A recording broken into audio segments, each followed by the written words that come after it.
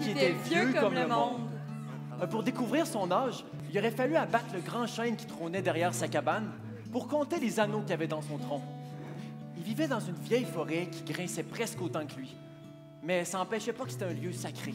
Sacré, parce que tous les randonneurs qui passaient par là, ils se muraient inconsciemment dans un silence respectueux. Les seuls qui parlaient sur ce grand terrain boisé-là, c'était le vieux puis Jean-Louis, parce que eux, leur voix usée, elle savait comment ne pas choquer les grands chênes. Jean-Louis, c'est un brave gars qui, depuis le commencement de l'histoire de la forêt, emmenait aux vieux les journaux de la ville à chaque matin qu'il voulait bien se lever. Ouais, il amenait les journaux de la ville, mais en réalité, le vieux, lui, il savait même pas lire. Mais il voulait pas le dire à Jean-Louis, parce qu'il voulait qu'il continue de venir. Sinon, ses vieilles jambes auraient rouillé comme son vieux Bessic. Ça fait qu'à chaque fois que Jean-Louis repartait, le vieux, lui, il prenait son journal, il le chiffonnait, puis il partait son feu avec. C'est pour ça qu'on pouvait quasiment dire que c'est Jean-Louis qui chauffait la maison. Jean-Louis, il avait des grosses lunettes, là, rondes, avec des gros verres épais qui agrandissaient ses yeux comme deux immenses coupes de tasse à café. Il parlait pas fort, Jean-Louis, mais c'était pas tellement grave. Il n'y avait pas des grandes pattes non plus, mais c'était pas grave parce que pour pédaler, il s'était acheté il y a des décennies de ça une méchante bonne paire de souliers. Et il était usé à corde, ses souliers, mais c'était pas tellement grave. La nuit, dans la forêt du vieux, il faisait noir. Un noir qui vous coupe le souffle. Un noir tellement noir que même les chats en étaient jaloux. La nuit, dans la forêt du vieux, il faisait noir, sauf l'hiver, parce que la délicate lumière des étoiles, elle se reflétait sur la neige. Puis le vieux, c'est avec ces repères-là qu'il s'orientait. Puis c'est comme ça qu'il disait aux marcheurs par où passer pour rejoindre le sommet de la montagne. Sinon, de jour, il se servait du soleil. Ouais, puis quand il pleuvait, il restait chez eux. C'était un temps de chien qui disait à Jean-Louis qui, lui, arrivait bien trempe à cabane. Puis là, Jean-Louis, il répondait quelque chose comme « Ah non, autant que c'est des chiens. Les chats, on ne sait jamais leur nom. Les chiens, oui. T'es tout le temps là en train de les appeler. Les chats sont tout le temps déjà dans tes pattes. » Puis là, il continuait à barboter comme ça une bonne partie de la journée. Barboter, c'est parler dans sa barbe. Des fois, leur barbotage se faisait interrompre par des randonneurs. Le vieux, il était bien smart avec les randonneurs. Il les aimait bien. Jean-Louis, lui, il leur disait jamais rien. Mais c'était pas tellement grave. Il repartait avec son vieux Bessic. Ça ne faisait rien parce qu'il savait que de toute façon, le lendemain, le vieux allait encore être dans sa cabane. Des randonneurs, là, il y en avait de toutes les formes. Il y en avait des petits, il y en avait des maigres, il y en avait des gros. Les gros, ils revenaient pas mal plus rapidement que les autres, par exemple. Puis il y en avait d'autres qui arrivaient tout le temps ben trop chic pour rien. Toujours tout endimanché. C'est pas des farces, là. La première fois que le vieux les a vus arriver, il a dit à Jean-Louis, « Voyons, as-tu de l'air d'habiter dans une église? » Leur première visite, c'était un mardi matin. Les deux, ils étaient tellement grands, mais le vieux, il avait déjà vu que leur âme était pas mal petite.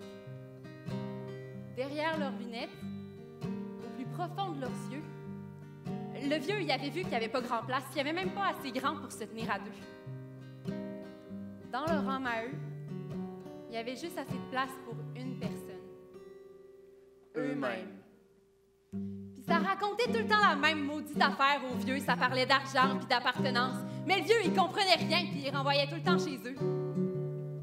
Mais il revenait, depuis, à chaque mardi matin, inlassablement. Jean-Louis, il venait même plus à cette heure les mardis matins. Il les trouvait trop fatigants. Il faisait frais maintenant le mardi matin dans la cabane. Il n'y avait même plus de journal pour partir le feu.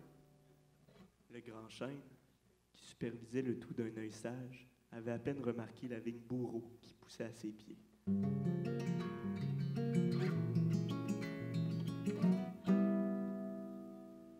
Toujours est-il qu'au commencement de l'histoire du vieux, en fait, il était tellement vieux qu'il n'y avait pas vraiment de commencement, là. On ne sait même pas si un jour il est né.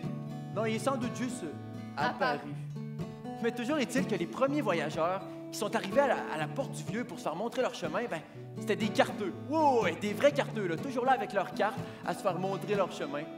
Elles sont plus à mode, eux autres, non? Ils sont toutes faites remplacer par des pitonneux de GPS, là.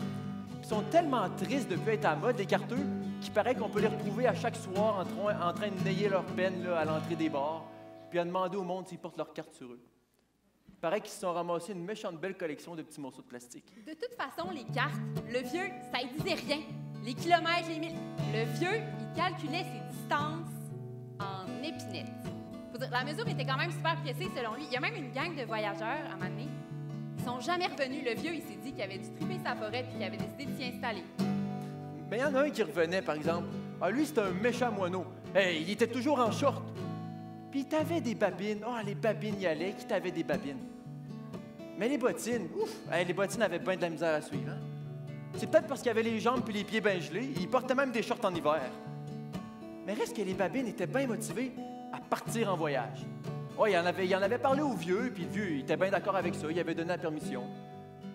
Ça fait qu'après 3 ans de magasinage de billets d'avion puis d'accessoires de voyage, ben, le babineux, il a arrêté de venir. Ouais, les dernières nouvelles qu'on a eues de lui, on les a eues de son frère, un pilote de course. Il paraît qu'il est rendu quelque part dans les Indonésies, là, puis que les shorts, ben, ils ont remonté à mi-cuisse. Ce fameux frère-là, lui, il parlait fort, mais ses bottines y suivaient. Il allait tellement vite que le son de sa voix résonnait encore dans la salle, puis il était parti. Il allait tellement vite, ça fait qu'il oubliait tout le temps des affaires chez le vieux. Ça fait qu'il revenait pas mal souvent. Ça reste qu'il repassait moins souvent que les hommes en dimanche. Oh, eux autres, ils repassaient. Ils repassaient, c'est certain. Il n'y avait pas un pli sur leur chemise. S'il y a bien une place, par exemple, qui était mal repassée, c'était leur front. Il n'y avait même pas le 1/30e de l'âge du vieux. Mais il y avait au moins 31 fois plus de plis sur leur visage.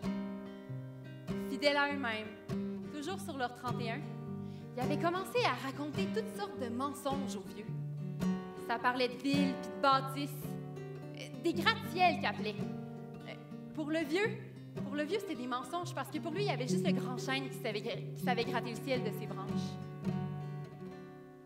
Le grand chêne supervisait d'un œil inquiet la vigne bourreau qui commençait à être pas mal grande et pas mal en santé.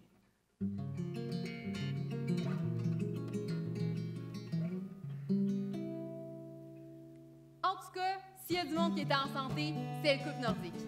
Le vieux, ils appelaient de même parce qu'il venait du fin fond du Québec. Après que la 138 elle soit devenue en terre et qu'elle n'existe même plus, passé Natashquan, quand tout ce qui reste, c'est même plus des lignes d'hydro, mais juste assez de soleil et de bleuets pour permettre à quelques humains de subsister. Le couple était beau, le vieux, il les aimait beaucoup. Ça parlait de montagnes, ces gens-là, des montagnes que le vieux, il connaissait même pas. Ces jeunes-là, il y avait le bleu du ciel dans les yeux, le vent dans les voiles, puis le brun de la terre dans les souliers. C'est pas des farces. Un coup qu'il partait, le vieux, ça y prenait au moins une semaine pour se remettre de ses émotions. Ouais, d'autant plus qu'à cette heure, ben, pour échapper au vacarme mécanique, le vieux, il fallait qu'il fasse ses promenades la nuit. Puis Jean-Louis, lui, il avait arrêté de venir.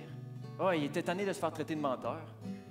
Quand Jean-Louis il disait au vieux qu'il y avait réellement une ville qui se construisait aux abords de la forêt, avec des réels gratte-ciels plus grands que le Grand Chêne, ben, le vieux, il se fâchait, puis il traitait Jean-Louis de menteur.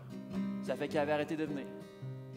Le vieux s'est retrouvé tout seul, dans sa cabane plus chauffée, en plein hiver, aux frettes. Puis il n'y avait pas juste ça, il y avait le manque de sommeil aussi qui commençait à frapper. Oh, et ses belles rides de rire là, avaient disparu, puis il avait laissé place à 2 immenses mines de charbon, drette en dessous de ses yeux, bien noirs. Ses seuls guides à présent, c'était les étoiles, parce qu'elles étaient immuables. Elles étaient immuables, mais pas invincibles. Un soir, alors que le vieux était parti chercher du bois sec pour essayer de se réchauffer le cœur, on a eu fini de construire la ville. Tout d'un coup, toutes ces lumières s'allumèrent, puis le ciel, comme barbouillé au charpie, fut dénué de toutes ces étoiles. La carte céleste effacée,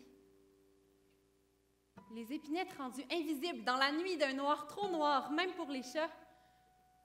Le vieux, sans repère, a fermé ses yeux abîmés sur un monde qui l'était encore plus. Puis là, dans le ciel, il y a une étoile qui s'est allumée. Juste une. Mais à elle seule, elle éclairait plus fort que les lumières d'une ville au complet réunies. Dans sa cour, le grand chêne, étouffé par la vigne, émit un craquement qui retentit dans toute la forêt. Les fruits de son bourreau resplendissaient d'un rouge éclatant.